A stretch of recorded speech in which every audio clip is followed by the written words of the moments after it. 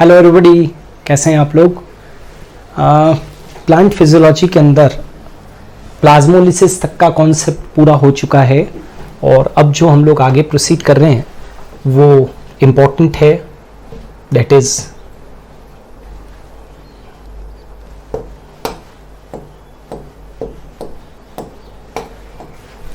Imbibition.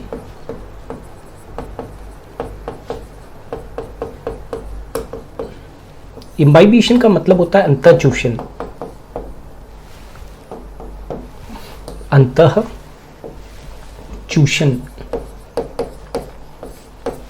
है ना। It is adsorption of water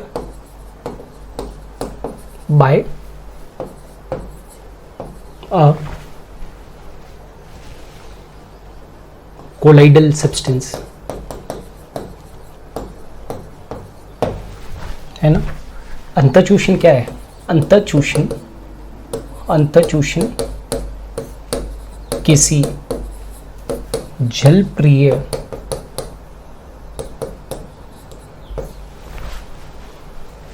कोलाइडी पदार्थ द्वारा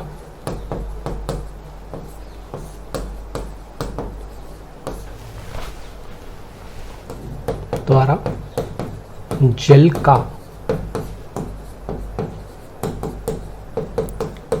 अधिशोषण है।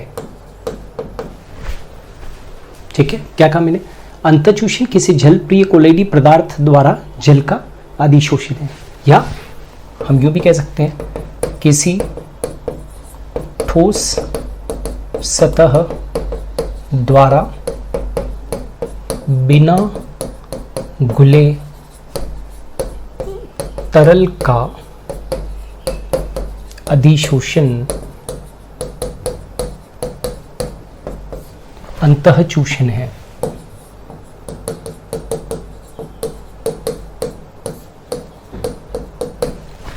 किसी ठोस पदार्थ के द्वारा बिना घुले तरल का अधिशोषण अंतःचूषण है।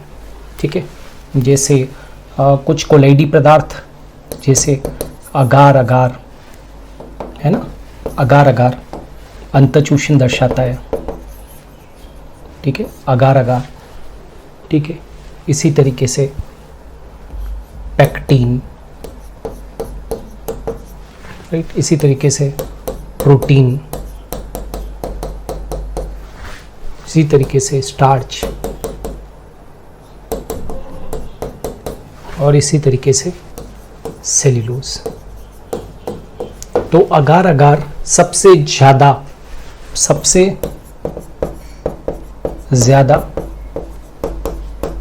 अंतःचूषण दर्शाता है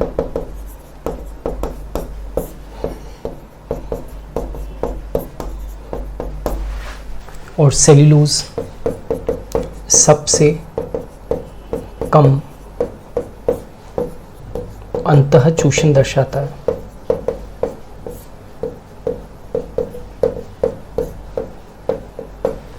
ठीक है, तो अगार सबसे ज्यादा दिखाता है, राइट। अगार है ना, सबसे ज्यादा जो अगार सबसे ज्यादा दर्शाएगा। ठीक है, फिर क्या दर्शाएगा? Pectin is more than protein is more than starch is more than cellulose. ठीक है ना, मतलब यदि अंतःचूषण की दृष्टि से देखें तो अगार जो है वो मोर देन पैक्टीन है। पैक्टीन से ज़्यादा जो है वो पैक्टीन प्रोटीन से ज़्यादा है। ठीक है ना, protein is more than starch is more than cellulose. तो सबसे कम अंतःचूषण दर्शाएगा वो कौन है? सेल्यूलोज। और सबसे ज़्यादा जो है, राइट, वो कौन दर्शाएगा? अगार दर्शाएगा। क्लियर? अगार तो आप जानते ही होंगे, गैलीडियम एंड ग्रेसिलेरिया। रेड एल्गी होती है, रेड एल्गी है दोनों, ये गैलीडियम और ग्रेसिलेरिया से प्राप्त करते हैं। ठीक है, अच्छा, ये जो अंतःचूषण की क्रिया होती है, जैसे एक एग्जाम्पल के माध्यम से बताता हूँ, जैसे लकड़ी का टुकड़ा, प्लस जल, तो अंतःचूषण होगा और क्या हो जाएगा, लकड़ी का टुकड़ा फूल जाएगा।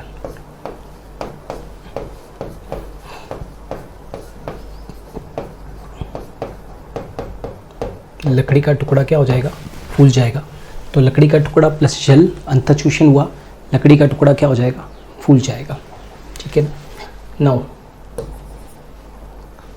जैसे रबर व जल का अंतःचूषण नहीं होता, इसका मतलब ये हुआ कि अंतःचूषक और जो लिक्विड है उसके बीच में हमेशा एफिनिटी होनी चाहिए, उसके बीच में बंधुता होनी चाहिए, तो ही अंतःचूषण होगा। अब जैसे रबर ईथर को अंतःचूषित कर लेगा, अंतःचूषित कर लेगा, है ना। तो दोनों के बीच में एफिनिटी होगी तभी ऐसा पॉसिबल हो पाएगा, वरना नहीं होगा।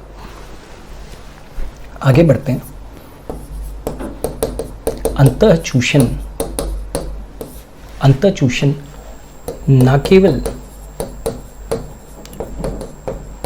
तरल अवस्था में होता है, न केवल तरल अवस्था में होता है, अपितु न केवल तरल अवस्था में होता है, अपितु यह वाष्प अवस्था में भी होता है, अपितु यह वाष्प अवस्था में भी होता है, अवस्था में भी होता है। जैसे उदाहरण के तौर पर बारिश के दिनों में, बारिश के दिनों में लकड़ी के दरवाज़ों, लकड़ी के दरवाज़ों, खिड़कियों का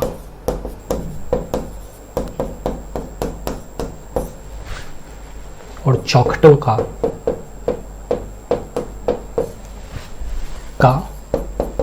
फूल जाना। आपने देखा है भाई, बारिश के दिनों के अंदर लकड़ी के दरवाजे जो हैं वो बंद रह गए तो बंद ही रह जाते हैं, खोलने की कोशिश करते तो हत्ता हाथ में आएगा, खिड़की नहीं खुलेगी, है ना। ये अंतःचूषण के कारण ऐसा होता है।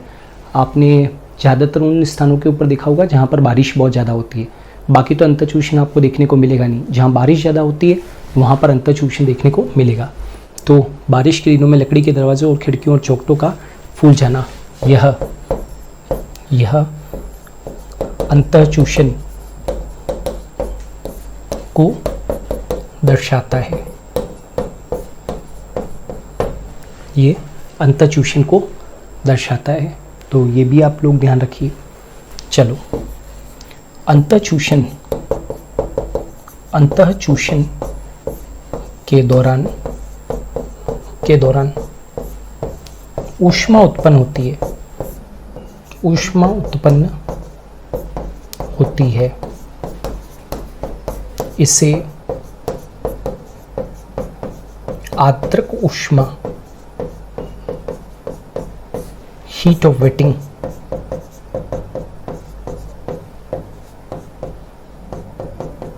इसे आर्द्रक ऊष्मा कहते हैं।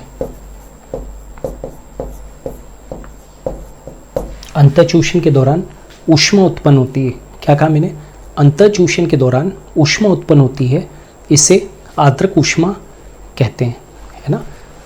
जैसे आटा गूंदते वक्त आप इसका महसूस कर सकते हो, है ना। यह ऊष्मा उत्पन्न होती है।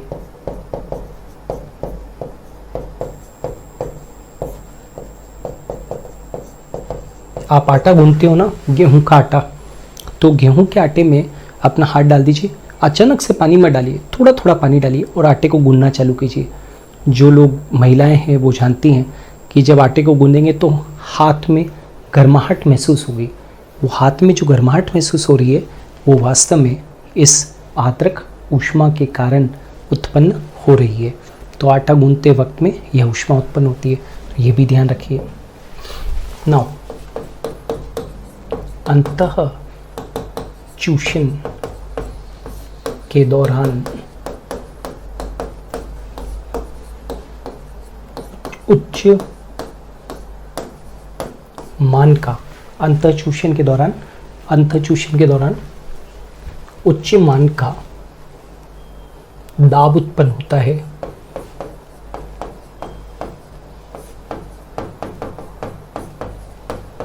जिसे अंतःचूषण दाब कहते हैं।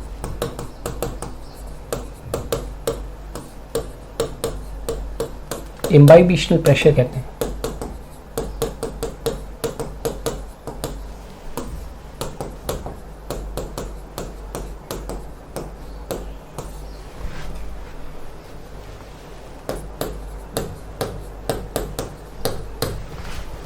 पुराने जमाने में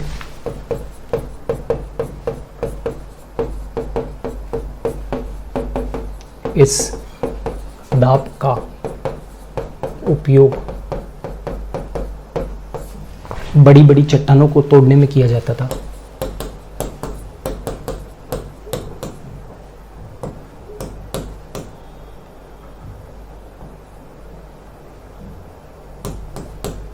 चट्टानों को तोड़ने में किया जाता था। जैसे कि मान लीजिए ये दो बड़ी चट्टानें है ना, और ये दो चट्टानों के बीच में दरार है। दो बड़ी चट्टानें हैं, दो चट्टानों के बीच में दरार है। तो यहाँ पर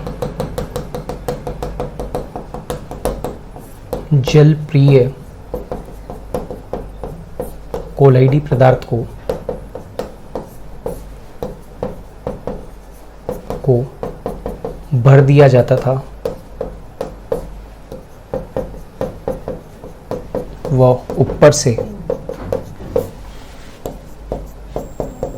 पानी का छिड़काव कर दिया जाता था।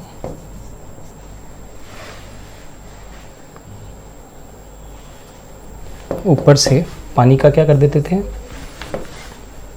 छिड़काव कर देते थे। तो यहाँ पर क्या होगा डेवलप, जल प्रिय कोलाइडी पदार्थ को यहाँ पर ठूस ठूस कर भर दिया जाता था दो चट्टानों की दरार में, और ऊपर से पानी का छिड़काव कर दिया जाता था। तो यहाँ पर अंतःचूषण दाब उत्पन्न होता था, जो उच्च कोटि का था, और ये चट्टानों को क्या कर देता था, तोड़ देता था। तो ये भी अंतःचूषण का उपयोग है, ध्यान रखिएगा, है ना। तो लास्ट में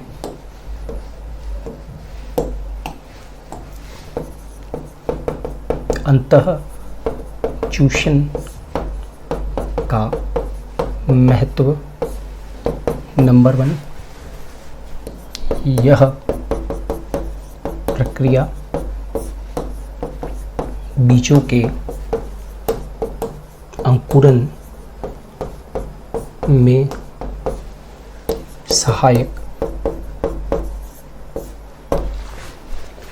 यह प्रक्रिया बीजों के अंकुरन में सहायक, यह प्रक्रिया बीजों के अंकुरन में सहायक नंबर 1, यह प्रक्रिया बीजों के अंकुरन में सहायक। नंबर 2, अंतःचूषण के कारण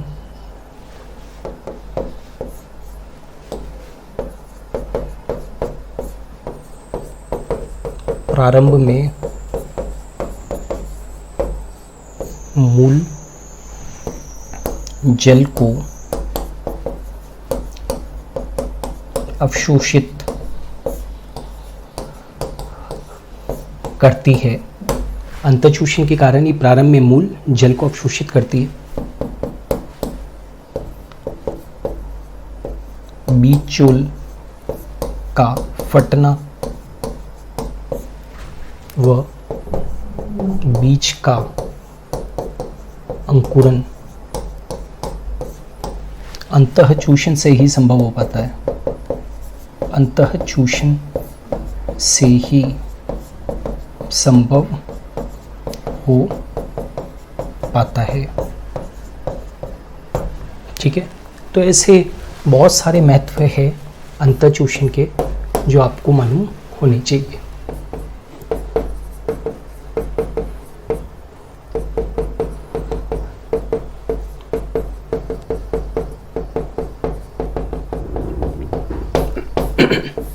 ये इम्बाइबिशन का सिग्निफिकेंस है।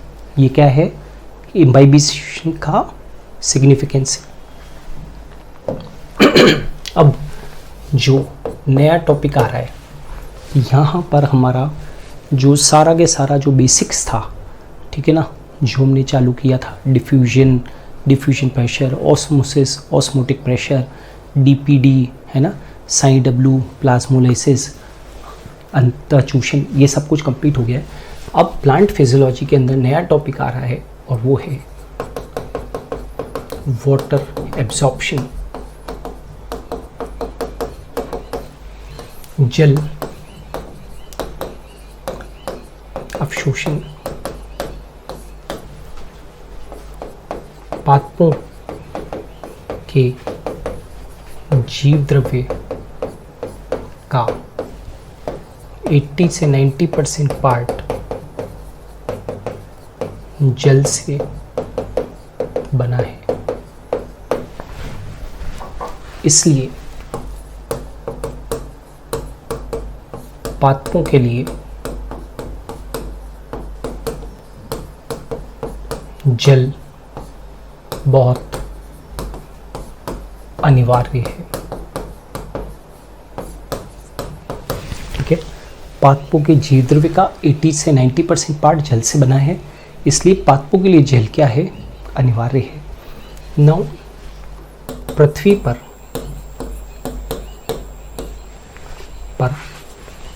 जल का स्रोत वर्षा है, रेनफॉल है।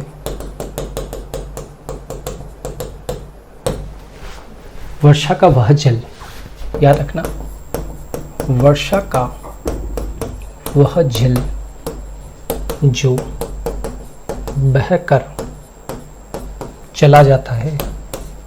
भाई सारा के सारा तो भूमि में जाता नहीं है। वर्षा का वह जल जो बहकर चला जाता है उसे वाहित जल कहते हैं।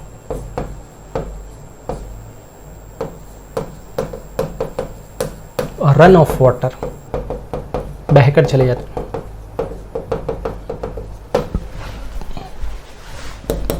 वर्षा का वह जल जो भूमि में रिस कर नीचे जाता है उसे शेष जल, उसे क्या कहते हैं? शेष जल। उसे शेष जल या परकोलेट वाटर कहते हैं।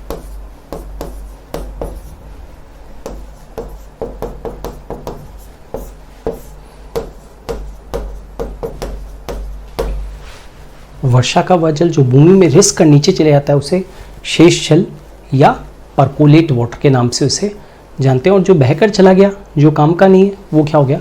वाहित जल। नौ, अब अपने को जल के प्रकार पढ़ने पड़ेंगे और ये देखना पड़ेगा कि कौन सा प्रकार पादपों के काम में आता है। तो जल के प्रकार कुल मिलाकर कितने प्रकार होते हैं? 4 प्रकार। सबसे पहला है ग्रेविटेशनल वाटर। ग्रेविटेशनल वाटर यानी कि गुरुत्वीय जल।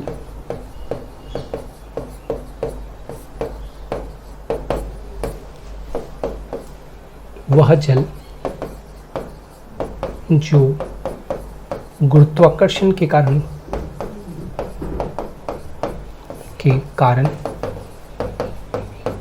भूमि की काफी गहराई में चला जाता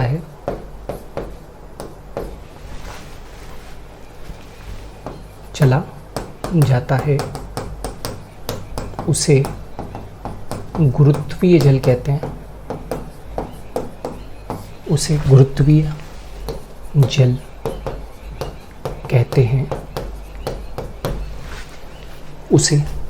जल कहते हैं एवं यह जल पादपों को उपलब्ध नहीं होता।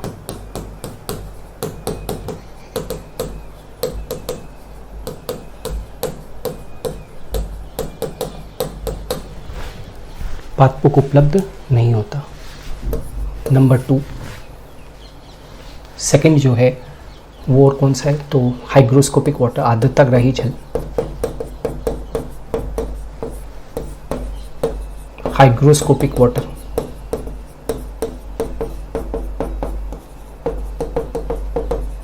मतलब जल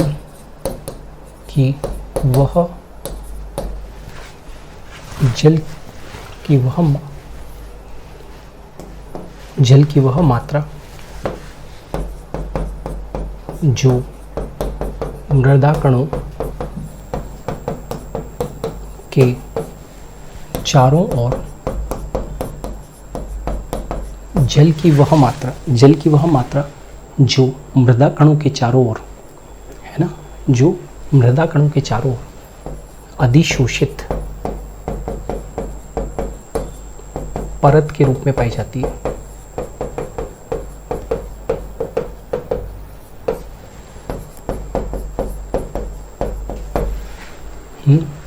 यानी कि that water which is found around which is found adsorbed around soil particles in form of thin layer। जल की वह मात्रा जो मृदा कणों के चारों ओर अधिशोषित परत के रूप में पाई जाती है, that water which is found adsorbed around soil particles in the form of thin layer। याद रखना, यह जल भी पादपों को उपलब्ध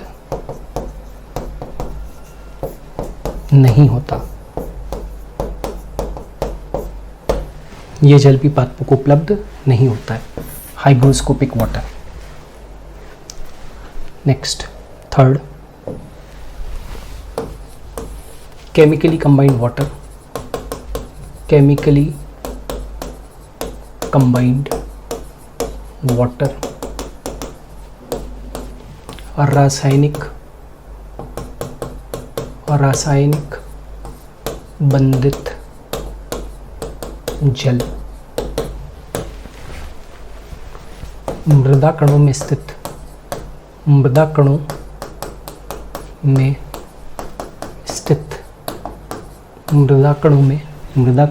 स्थित रासायनिक यौगिकों से संबंधित जल water associated with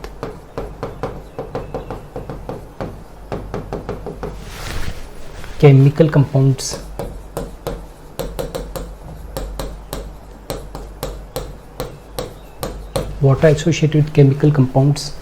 found in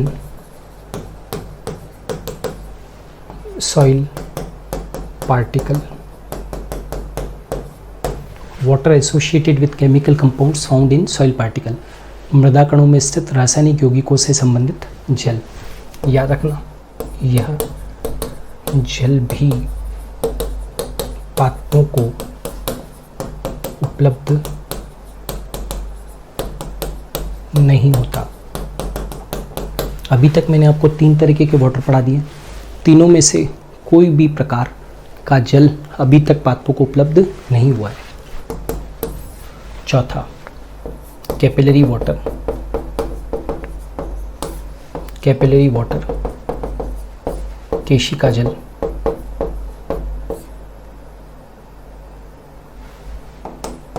केशिका जल मृदा कणों के बीच बीच में पाई जाने वाली जल की मात्रा को केशिका जल कहते हैं।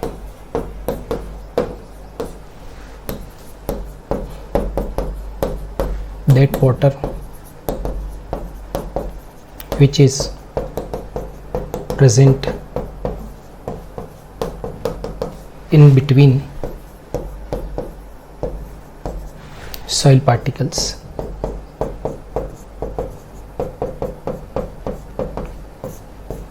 that water which is present in between the soil particles that water which is present in between the soil particles is capillary water.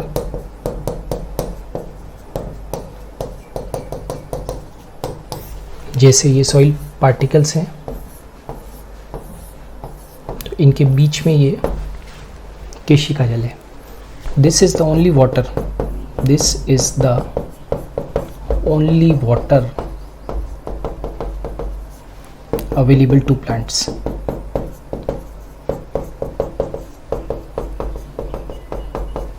केवल केशिका जल ही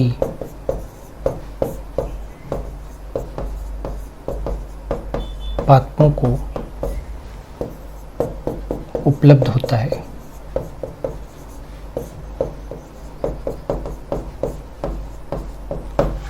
केवल केशिका जल ही पादपों को उपलब्ध होता है। तो ये क्लियर हो गया कि कौन सा वाटर प्लांट्स के काम में आता है। चलिए अब आ जाते हैं नेक्स्ट है holard is equal to chresard plus echard. Total water present in soil.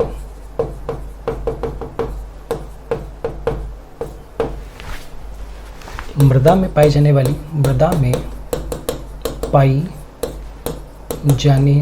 वाली कुल जल की मात्रा।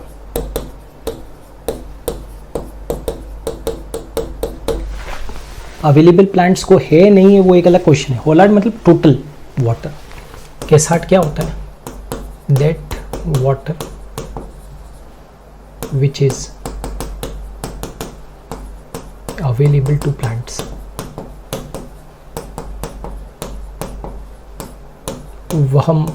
वह जल जो पादपों को उपलब्ध हो। और एक कार्ड क्या है? वह जल that water which is not available to plants। वह जल जो पादपों को उपलब्ध ना हो। वह जल जो पादपों को उपलब्ध ना हो वो एकार्ड, वह जल जो पादपों को उपलब्ध हो जाए वो कैसार्ड, और जो टोटल वाटर सॉइल में प्रेजेंट है वो क्या हो गया? होलार्ड। तो होलार्ड तो टोटल वाटर जो सॉइल के अंदर प्रेजेंट है।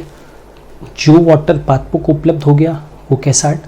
जो जल पादपों को उपलब्ध ना हो, जो अवेलेबल नहीं हुआ, वो क्या हो गया? एकार्ड। ठीक है, चलो एक चीज़ और यहाँ पर पढ़ानी ज़रूरी है और वो है भूमि क्षमता। भूमि क्षमता फील्ड कैपेसिटी,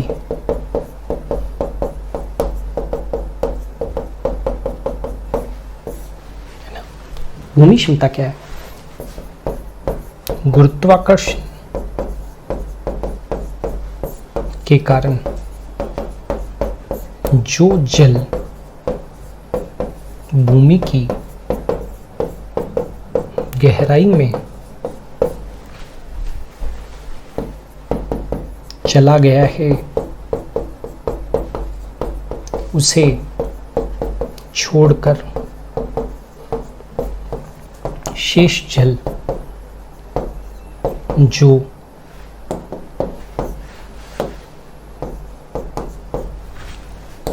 मृदा कणों के बीच बीच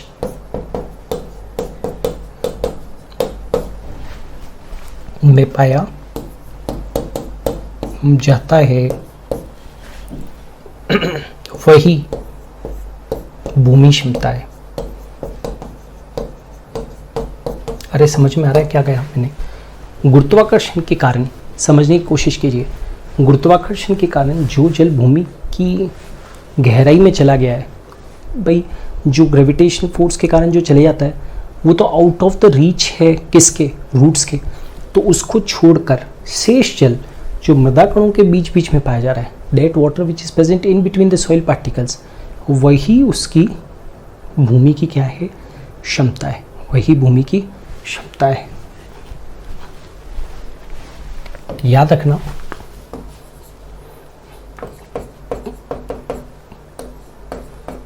क्ले सॉइल की जल ग्रहण क्षमता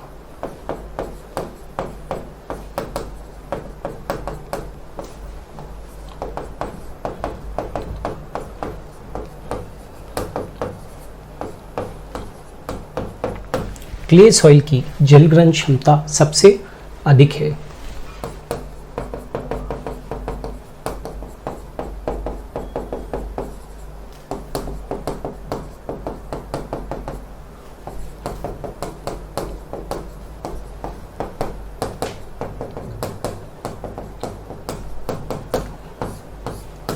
water holding capacity of clay soil is highest, सबसे ज़्यादा वाटर को होल्ड रखने की क्षमता क्ले सॉइल में होती है। सैंड हैज लीस्ट वाटर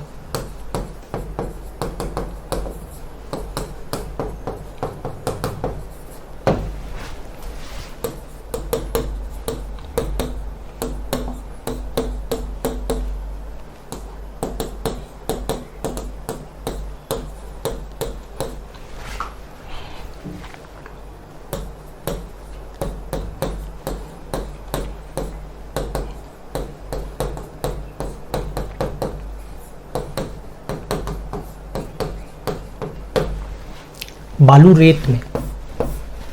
रेत में सबसे कम जल ग्रहण क्षमता पाई जाती है। Sand has least water holding capacity.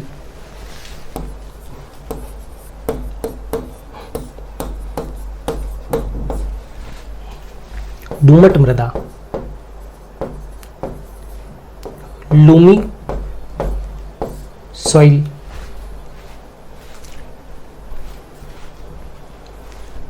सबसे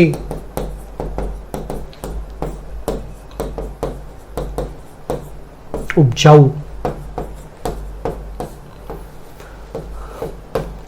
मृदा है। Loamy soil is most fertile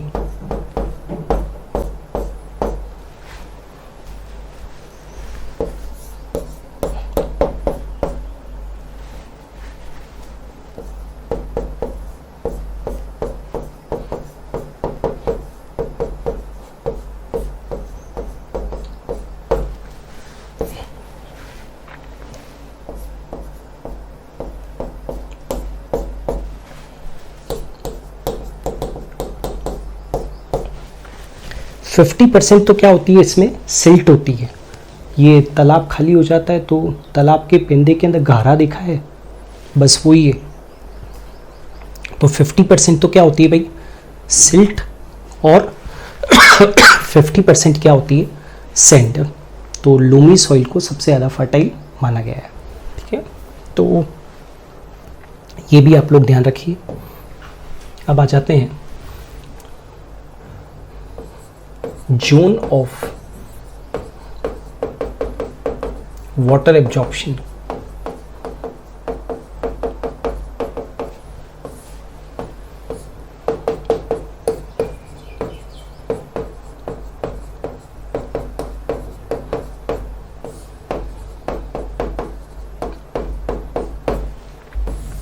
जल अवशोषण का क्षेत्र। नाउ मूल पर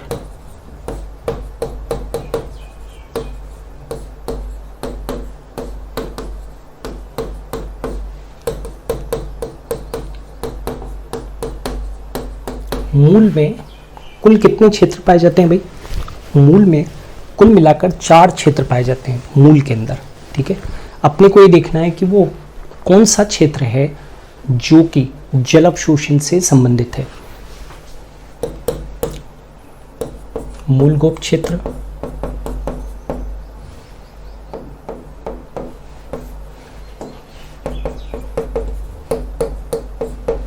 विभज्योतक क्षेत्र,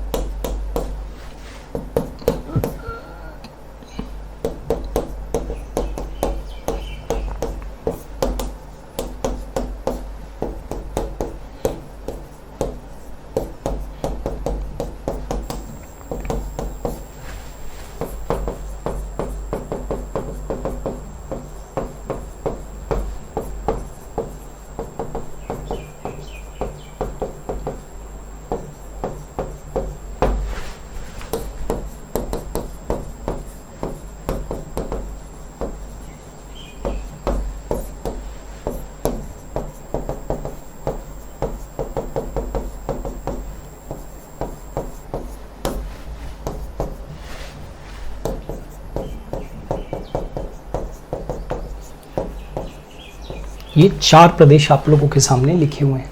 भाई एब्जॉर्प्शन तो रूट से होता है, ये तो तय है, इसमें तो कोई शक है ही नहीं।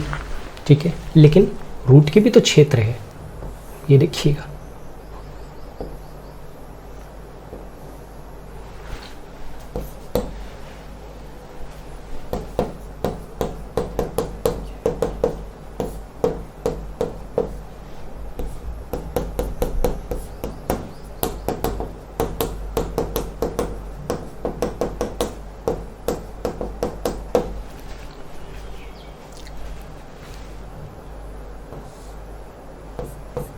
ये वाला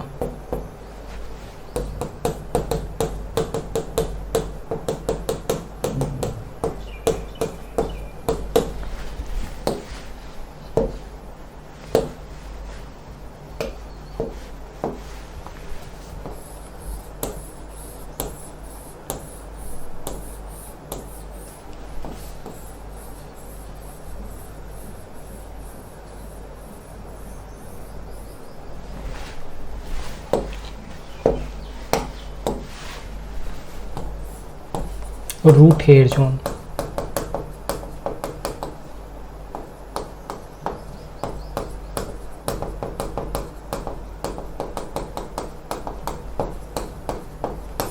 ठीक है, तो इन चारों क्षेत्रों में से जल अवशोषण कहाँ होगा? कोई बायोलॉजी का पर्सन नहीं होगा तो वो क्या कहेगा यहाँ से एब्जॉर्प्शन होता होगा, जो कि गलत है। रूट हेयर जोन से क्या होता है? एब्जॉर्प्शन होता है ना। तो याद रखना ऑलवेज, इस क्षेत्र से एब्जॉर्प्शन होता है।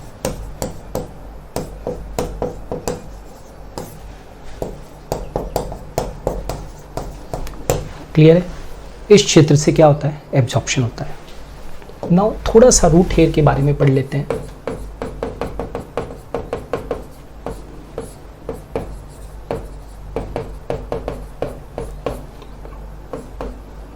आउटर लेयर और इनर लेयर, दो लेयर होती है इसके अंदर, रूट हेयर के अंदर। आउटर लेयर बनी होती है पेक्टिन की, इनर लेयर बनी होती है सेल्यूलोज की, ठीक है। और रूट हेयर के भीतर वैक्यूल स्थित, जिसके सेल सेप का ओपी मृदा विलयन के ओपी से सामान्यतया ज़्यादा होता है। अपवादों की बात नहीं हो रही है, सामान्यतया ज़्यादा होता है। रूट हेयर के भीतर वैक्यूल पाया जाता है, जिसकी सेल सेप का ओपी मृदा विलयन के ओपी से सामान्यतया ज़्यादा होता है, जैसे इस तरीके से। तो ये रूट हेयर है, तो दो लेयर आपके सामने हैं। फिर बीच में वैक्यूल है, ये वैक्यूल है।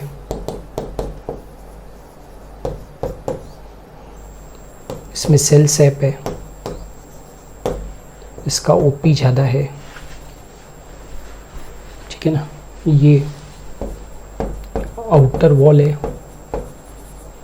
ये इनर वॉल है। आउटर वॉल पेक्टिन की बनी है, इनर वॉल सेल्यूलोज की बनी है।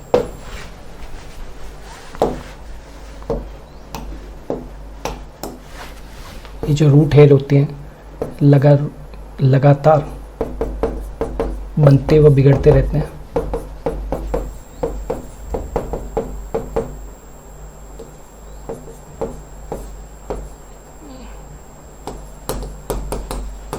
Root hairs are regularly formed and deformed.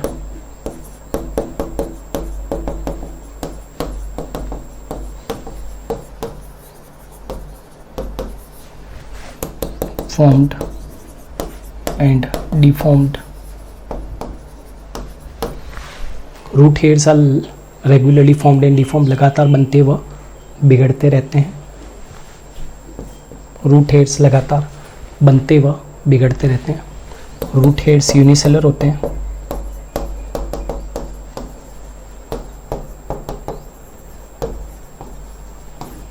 एक कोशिकीय होते हैं।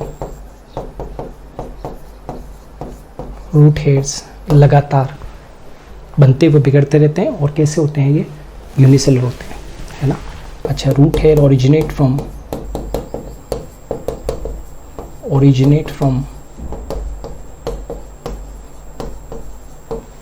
root hair originate from trichoblast cell.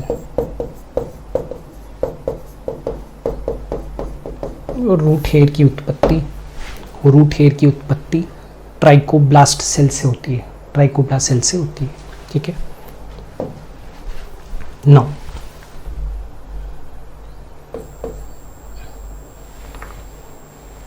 pathway for water absorption.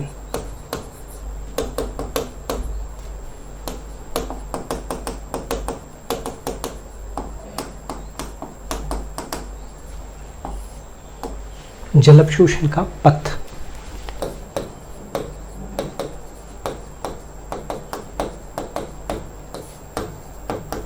मतलब जल कहाँ से कहाँ पर जाता है।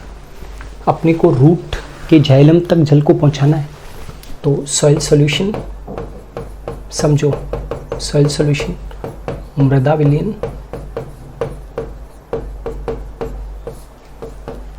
फिर रूट एपिब्लेमा, है ना।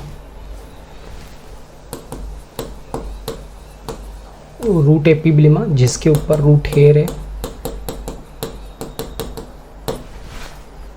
वहां से कॉर्टेक्स से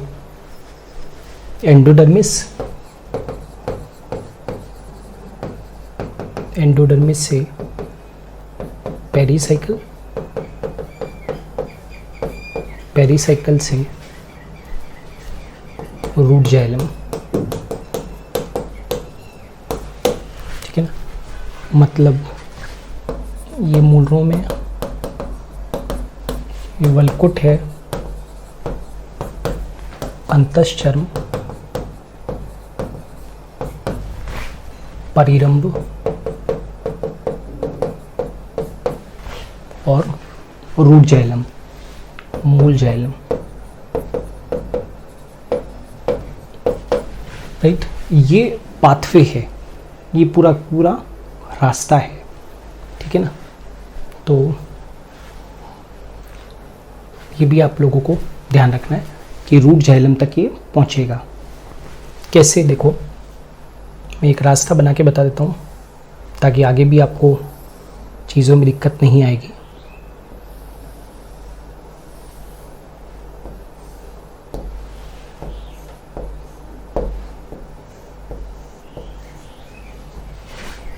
ये रूट एपिब्लेमा है, मूलीय त्वचा,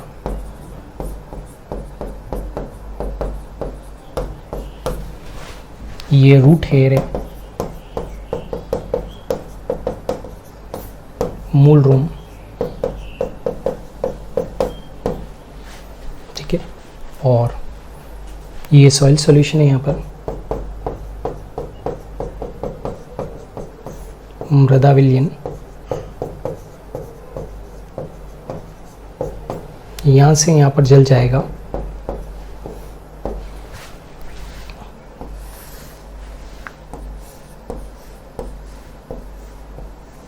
यहाँ पर कॉर्टेक्स है,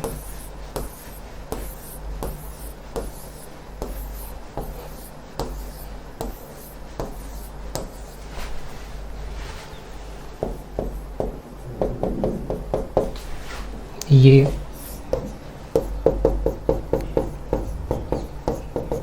एंडोडर्मिस है,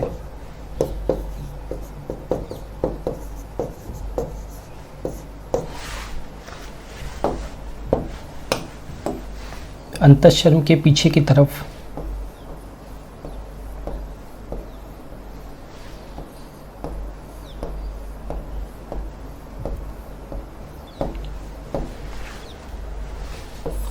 पेरिसाइकल है,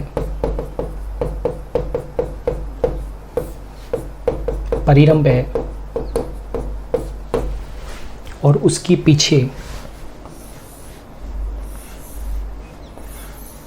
ये प्रोटोजाइलम,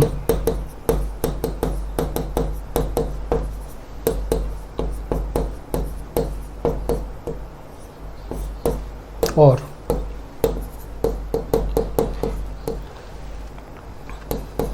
मेटाजाइलम है, अनुदारू ना। तो ये जो रूट जाइलम है ये भी दो तरीके का है, प्रोटोजाइलम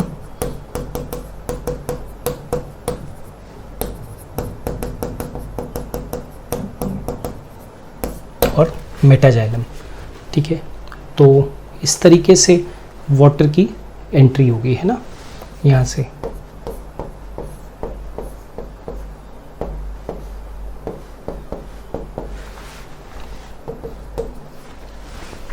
तो पाथवे फॉर वाटर एब्जॉर्प्शन समझ में आया कि पानी मृदा के अंदर है, मुझे कहाँ तक पहुँचाना है,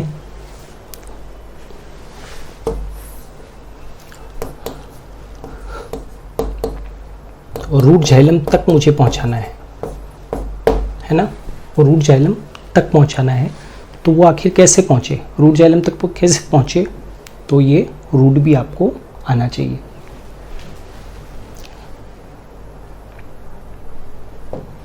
नाउ दो और स्टेटमेंट है,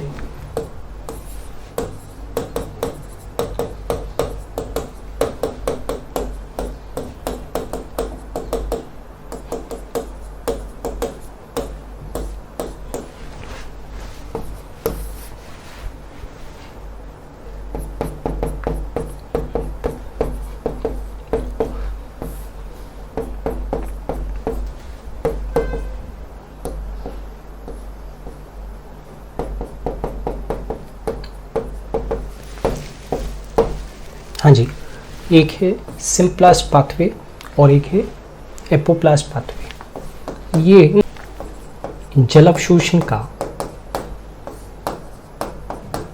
सजीव पथ है।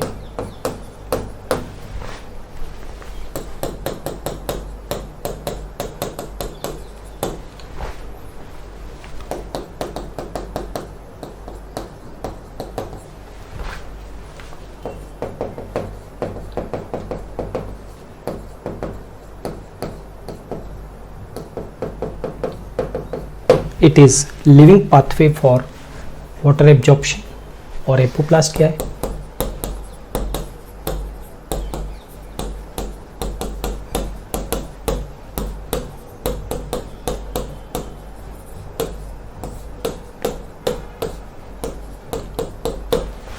ये जल अवशोषण का निर्जीव पथ है, राइट।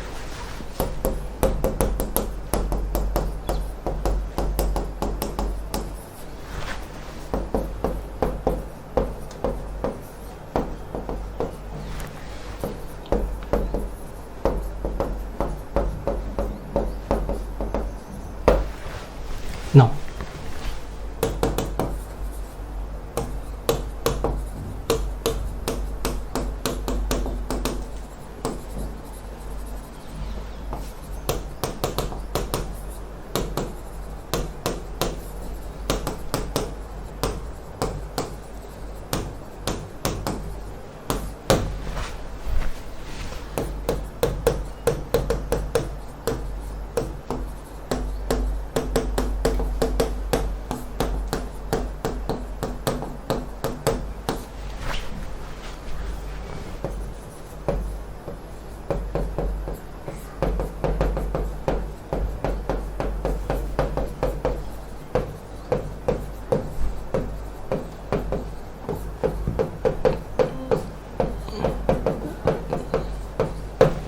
यहाँ जल अवशोषण मुख्यतः जीवद्रव्य तंतुओं द्वारा होता है और यहाँ पर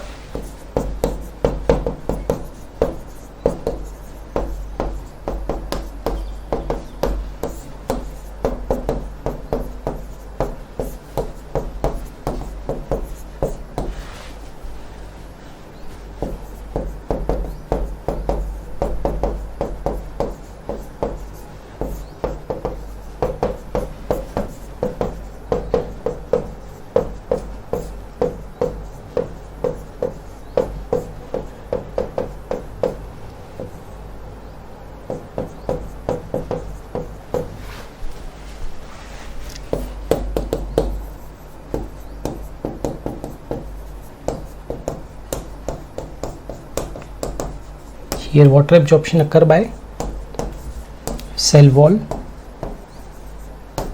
intercellular spaces,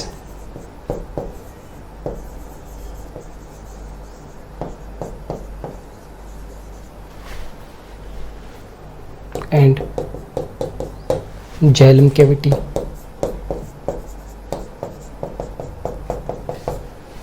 ये भी ध्यान रखना है, यह जल अवशोषण का निर्जीव पथ है और ये चीज़ें भाग लेती है। ये सिम्प्लास्ट का सजीव पथ है, इसमें प्लाज्मोडेस्माटा भाग लेता है। यू के यूं क्वेश्चन पूछते हैं, ठीक है। अब नेक्स्ट आ जाते हैं जल अवशोषण की क्रियाविधि।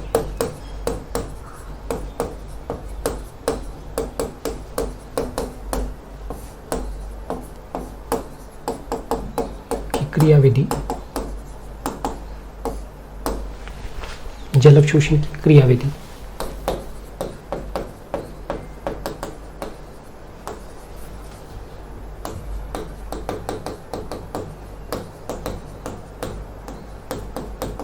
Mechanism of water absorption.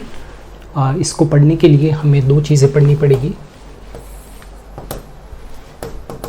सक्रिय जल अवशोषण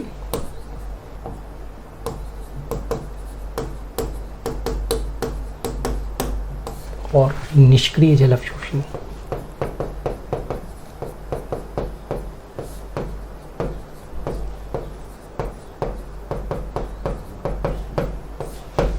ठीक है, एक्टिव वाटर एब्जॉर्प्शन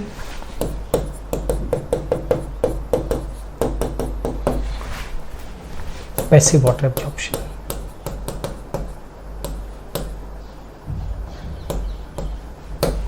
ठीक है, ये जो सक्रिय और निष्क्रिय शब्द दिए ये रेनर ने दिए।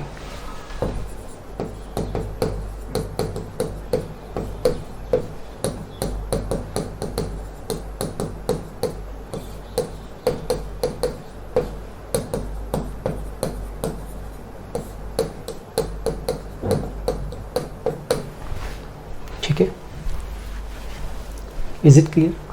अब सक्रिय जल अवशोषण क्या होता है पहले वो पढ़ेंगे। सक्रिय जल अवशोषण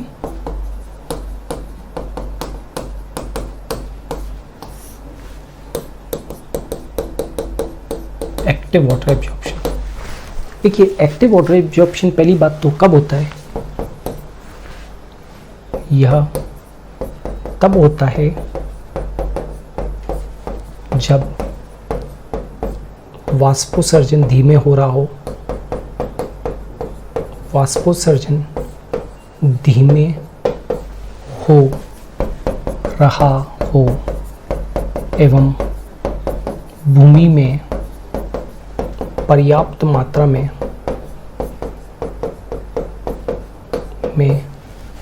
जल हो।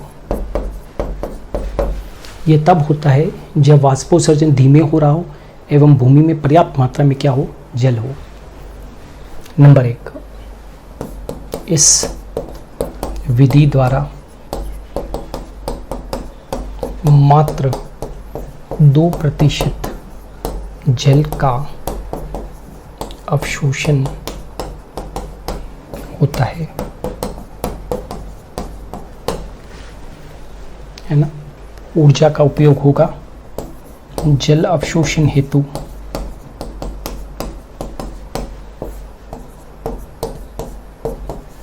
ऊर्जा का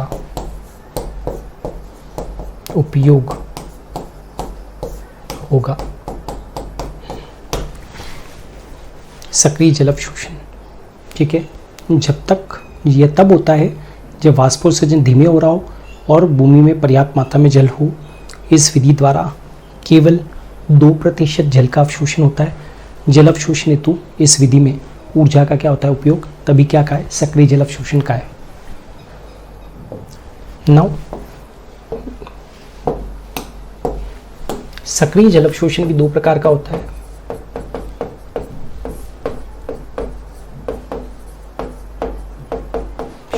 सक्रिय जल अवशोषण 2 प्रकार का होता है।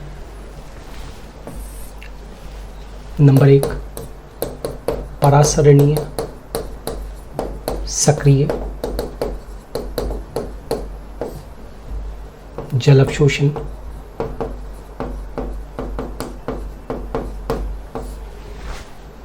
Osmotic active water absorption.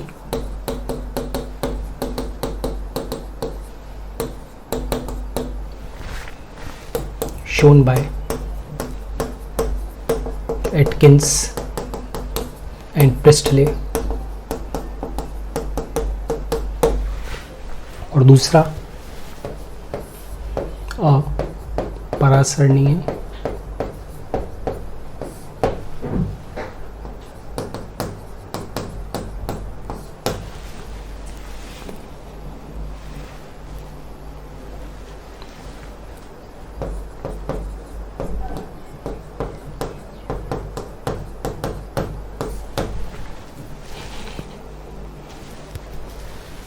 Non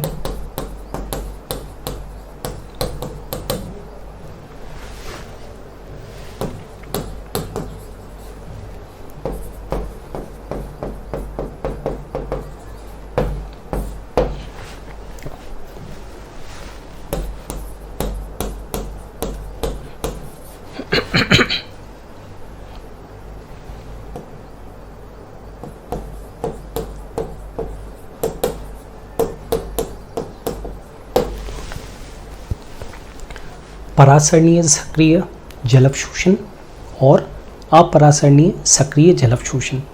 osmotic active water absorption और non osmotic active water absorption. और ये ऑस्मोटिक।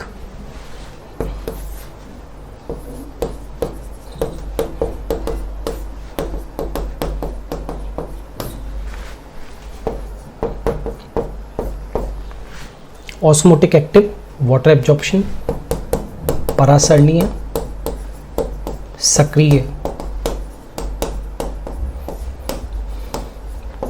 जल अवशोषण,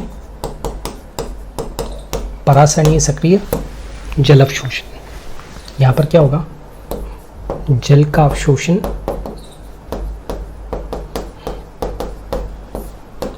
परासरण नियमों के अनुरूप।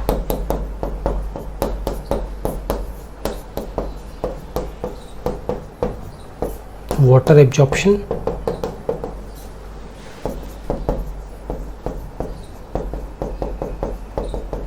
According to osmotic rules. बिल्कुल ऑस्मोटिक रूल्स के अकॉर्डिंग वाटर का एब्जॉर्प्शन होगा। यहाँ पर लो ओपी से वाटर का मूवमेंट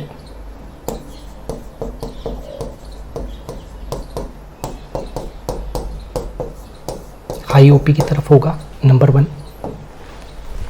नंबर 2, लो डीपीडी से वाटर का मूवमेंट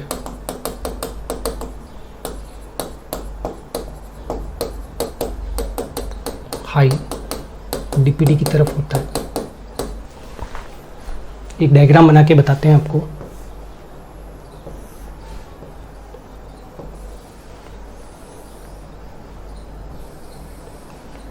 ये रूट हेयर की सेल है, उसको ए मान लो।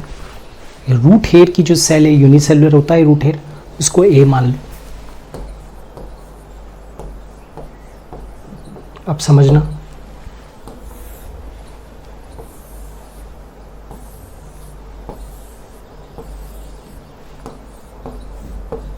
ये कॉर्टेक्स की सेल है, इसको बी मान लो, सी डी ई। ये एंडोडर्मिस है, ये पेरिसाइकल है,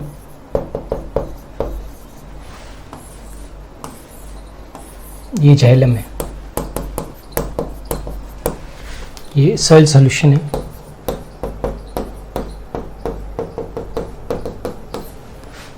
ये यहाँ से यहाँ तक कॉर्टेक्स है,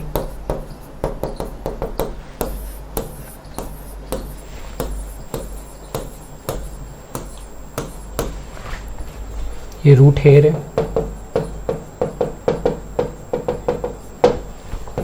ये एपिब्लेमा है। सॉइल सॉल्यूशन का ओपी मान के चलते हैं कि कम है, मान के चलते हैं अभी, तो यहाँ पर ओपी क्या है, ज़्यादा है। तो रूल क्या कहता है, लो ओपी से हाई ओपी जाएगा, ठीक है। और एक और चीज़, यहाँ पर लो डीपीडी से, यहाँ पर डीपीडी क्या है, हाई डीपीडी है, तो यहाँ से यहाँ पर वाटर जाएगा, ठीक है। तो मुझे एक बात बताओ, अब जब वाटर अंदर चला गया है तो वाटर के भीतर आने के बाद वाटर जब अंदर आ जाएगा तो रूट हेयर का डीपीडी क्या हो जाएगा, कम हो जाएगा। अरे भैया आपने पढ़ा है ना, जब पानी अंदर आता है तो डीपीडी हमेशा कम होगा। तो बताओ अभी बी सेल के पास में वाटर है क्या, नहीं है ना। अरे अभी तक तो बी सेल के पास में तो ये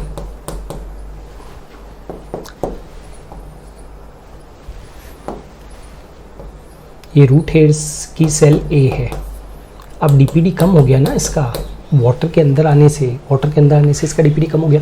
बी सेल के पास में भी अब तक वाटर नहीं है, तो लो डीपीडी से हाई डीपीडी, अरे समझ में आ रहा है, लो डीपीडी से हाई डीपीडी, ये वाटर का मूवमेंट हुआ तो इसका डीपीडी अब क्या हो गया, कम। अभी तक सी के पास में वाटर नहीं पहुंचा तो उसका डीपीडी हाई है। अब यहाँ से यहाँ पर जाएगा तो डीपीडी क्या हो जाएगा, लो। अभी इसके पास में नहीं पहुंचा है तो इसका हाई है, यहाँ से यहाँ गया तो डीपीडी क्या हो गया, लो। अब यहाँ से यहाँ पर गया तो ये हाई है, तो यहाँ से यहाँ पर गया तो ये डीपीडी क्या हो गया, लो। ऐसे लो डीपीडी से हाई डीपीडी, लो डीपीडी से हाई डीपीडी तक होते हुए वाटर एंडोडर्मिस, पेरिसाइकिल और पहुँचते हुए जाइलम के पास में पहुँच जाएगा। इस तरीके से ऑस्मोटिक रूल्स का फॉलो करते हुए, यहाँ पर वाटर का एब्जॉर्प्शन हो रहा है। अच्छा, एक चीज़ याद रखो, वेरी इंपॉर्टेंट, पेरिसाइकिल से जब वाटर को पुश किया जाता है किधर की तरफ, जाइलम की तरफ, केवल इस वक्त यहाँ पर एटीपी यूज़ होती है। जब पेरिसाइकिल से वाटर को पुश किया जाता है जाइलम की तरफ तो एटीपी का यूज़ होता है। नहीं तो फिर आप कहोगे कि सर आपने सक्रिय के अंदर रखा, तो सक्रिय के अंदर तो आपने कहा था कि ऊर्जा काम में आती है, तो कहाँ काम आई, यहाँ पर तो कहीं काम आई नहीं। समझ में आ रहा है, यहाँ तो कहीं काम आई नहीं, एनर्जी तो कहीं यूटिलाइज हुई नहीं। तो यहाँ पर बता दूँ कि इस जगह पे हुई है। तो ये था ऑस्मोटिक एक्टिव वाटर एब्जॉर्प्शन। अब आ जाते हैं non osmotic active water absorption. Non osmotic active water absorption मतलब परासरण नियमों के विपरीत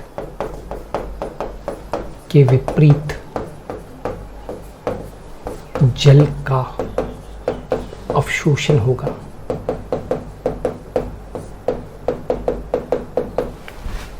This type of absorption occur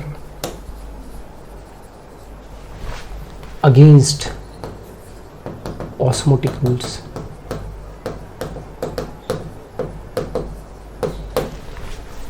right, against osmotic rules क्या होगा, यह अवशोषण तब होगा जब मृदा विलयन का ओपी, मृदा विलयन का ओपी सेल सैप के ओपी से ज़्यादा हो जाए। इस केस में जल हाई ओपी से लो ओपी की तरफ जाएगा, लो ओपी की तरफ जाएगा, जो अगेंस्ट ऑस्मोटिक रूल है। वह इसमें जड़ों की सक्रिय भागीदारी से उत्पन्न ऊर्जा का उपयोग होगा। मतलब यहाँ पर वाटर जाएगा हाई ओपी से लो ओपी की तरफ।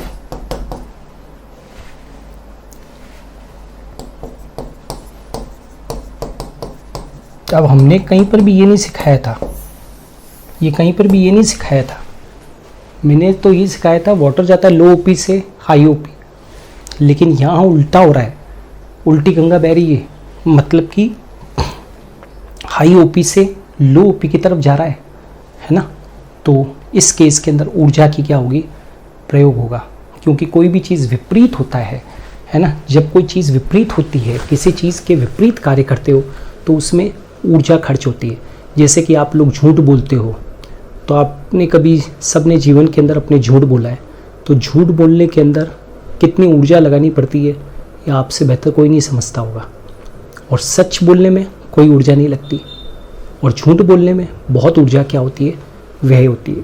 तो नेचुरली कि यहाँ पर ऊर्जा का क्या होगा, उपयोग होगा।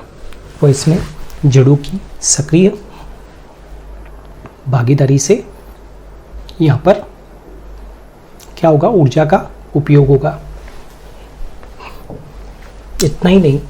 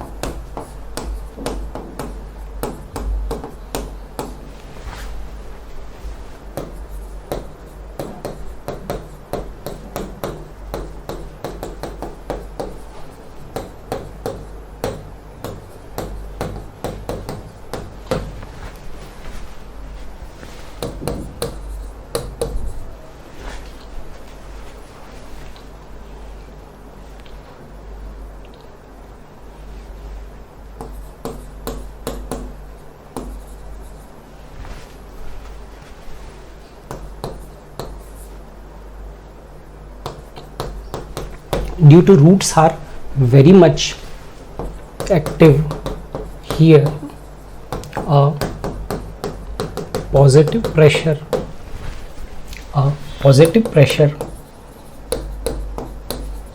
develops in root called root pressure.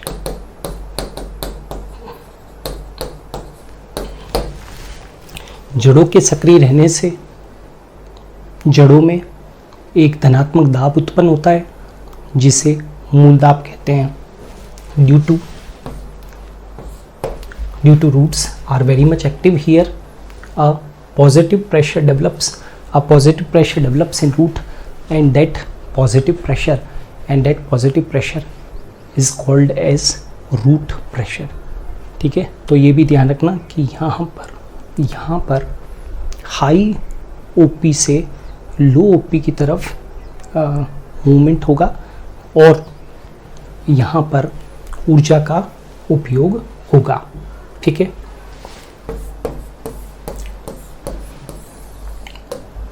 यहाँ पर आकर हमारा एक्टिव वाटर एब्जॉर्प्शन कंप्लीट हो जाता है और अब हम लोग आते हैं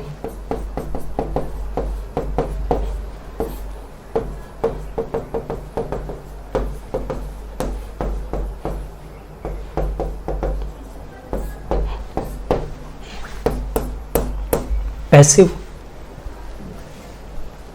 वाटर एब्जॉर्प्शन।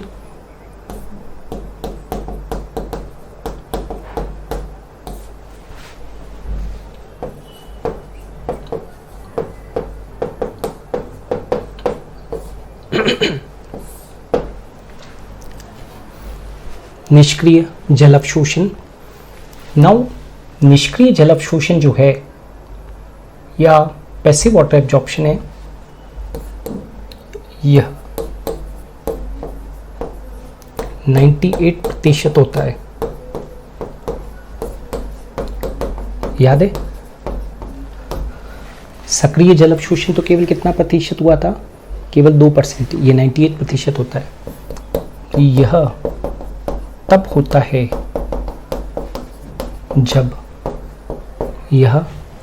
होता है जब वाष्पोत्सर्जन की दर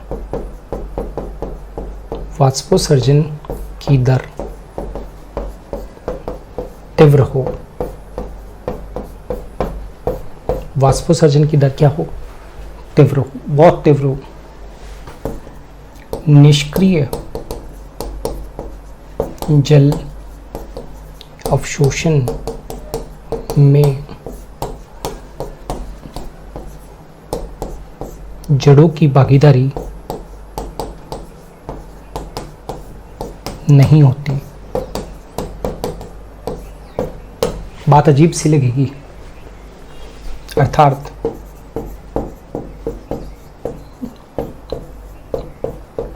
जल का अवशोषण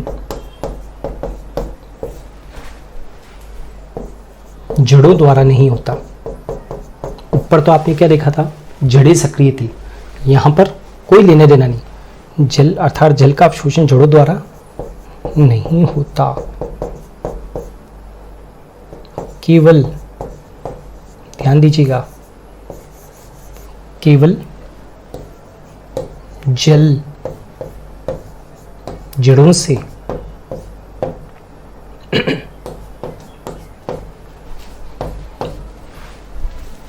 होकर गुजरता है। मतलब आप समझ गए मैं क्या कहना चाहता हूं? मैं ये बताना चाहता हूं कि पैसिव वाटर एब्जॉर्प्शन के अंदर रूट्स की सक्रिय भागीदारी नहीं रहती है ना। रूट से केवल पानी गुजर रहा है, रूट्स के कारण अवशोषित नहीं हुआ है, ठीक है ना। तो याद रखना कि पैसिव वाटर एब्जॉर्प्शन का मूल कारण ट्रांसपिरेशन पुल है, ट्रांसपिरेशन पुल है, वाष्पोत्सर्जन कर्षण। बस ये लाइन नहीं भूलनी है, वाष्पोत्सर्जन कर्षण। जितना ज़्यादा, मैंने क्या कहा था, जितना ज़्यादा वाष्पोत्सर्जन ऊपर से होगा उतना ही ज़्यादा क्या होगा, वाटर एब्जॉर्प्शन होगा, ठीक है ना। ऐसे याद रखो, water absorption is directly proportional to transpiration। जितना ज़्यादा ट्रांसपिरेशन होगा, जितना ज़्यादा वाष्पोत्सर्जन होगा, उतना ही ज़्यादा क्या होगा, जल अवशोषण होगा। तो पैसिव वाटर एब्जॉर्प्शन का मूल कारण जो है वो क्या चीज़ है, वाष्पोत्सर्जन कर्षण है ना।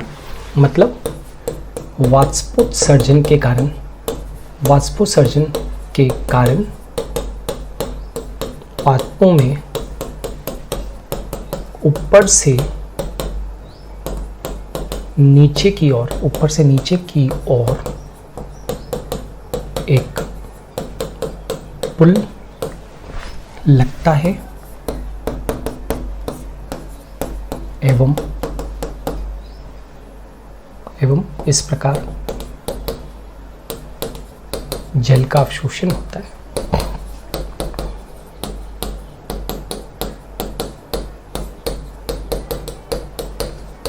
आगे चलकर जब अपने एसेंट ऑफ सेप पढ़ेंगे, यानी कि रसारोहण की क्रिया पढ़ेंगे, तब अपने इसको और एम्फेसिस करेंगे, ठीक है।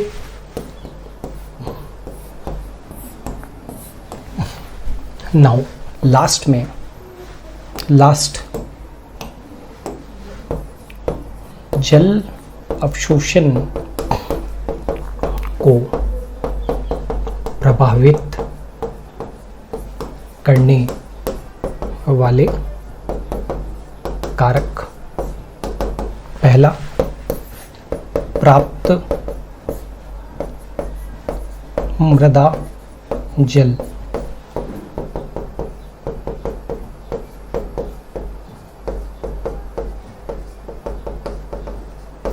अवेलेबल सॉइल वाटर, मतलब भूमि में यदि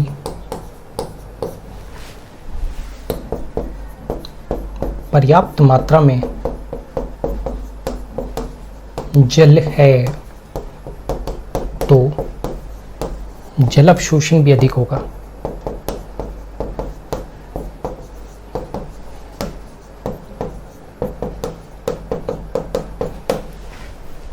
लेकिन एक कंडीशन है, भूमि क्षमता से अधिक जल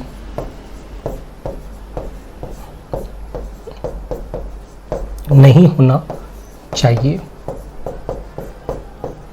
यदि भूमि क्षमता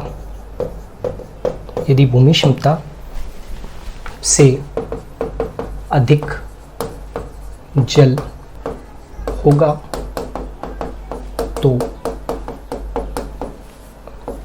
ऐसी मृदा जलाक्रांत मृदा कहलाएगी। वाटर लॉक्ड सॉइल कहलाएगी।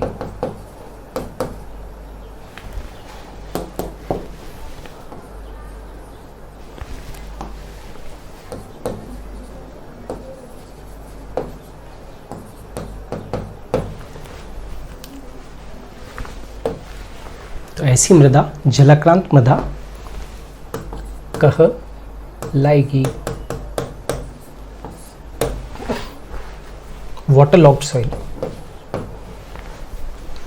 यह मृदा कार्यात्मक रूप से शुष्क होती है।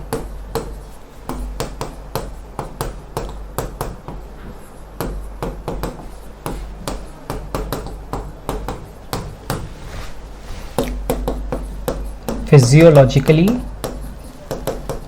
ड्राई, मतलब इतनी ज़्यादा वेटनेस होने के बावजूद भी क्या नहीं होता है, अवशोषण नहीं होगा, क्योंकि वो फिजियोलॉजिकली ड्राई सॉइल होगी। यह मृदा कार्यात्मक रूप से क्या होगी, शुष्क होगी। ऐसी मृदा में अवायवीय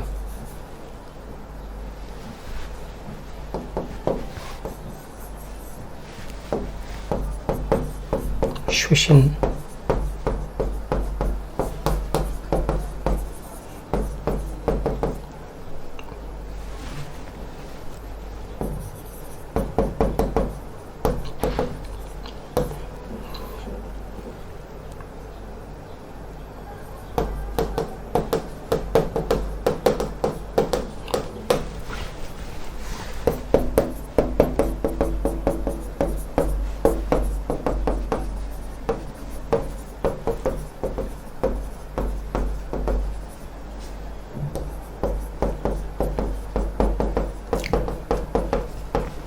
ऐसी जो ये वाटर लॉक्ड सॉइल होती है ना, वो कार्यात्मक रूप से शुष्क होती है, अवशोषण तो होगा नहीं, और अवायवीय श्वसन शुरू हो जाएगा और इथाइल अल्कोहल का फॉर्मेशन वहाँ पर चालू हो जाएगा। सेकंड, जल अवशोषण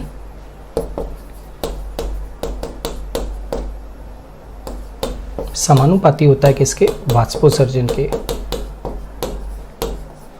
वाष्पोत्सर्जन बढ़ेगा तो जल अवशोषण भी बढ़ेगा, वाष्पोत्सर्जन घटेगा तो जल अवशोषण भी घटेगा।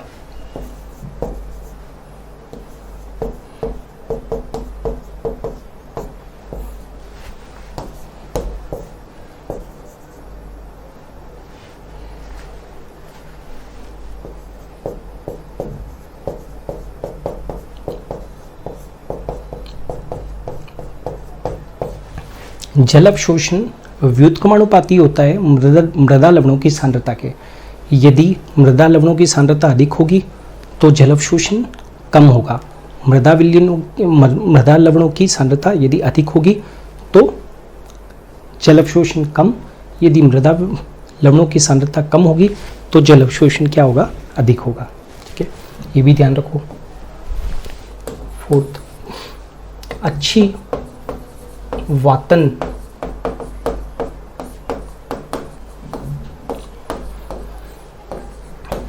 वाली मृदा में जल अवशोषण अधिक होगा।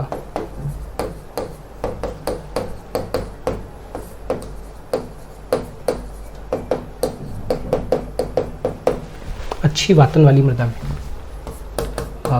वेल एरेटेड सॉइल, जिसमें वायु वगैरह अंदर जा रही है सॉइल में।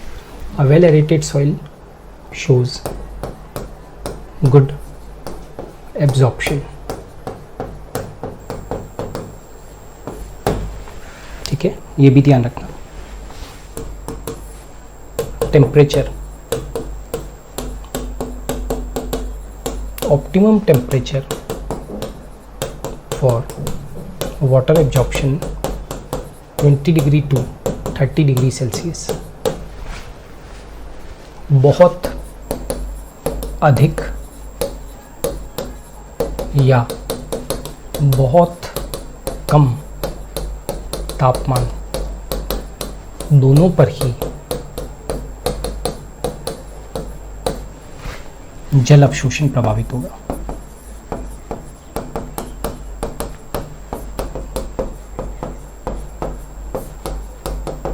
ठीक है।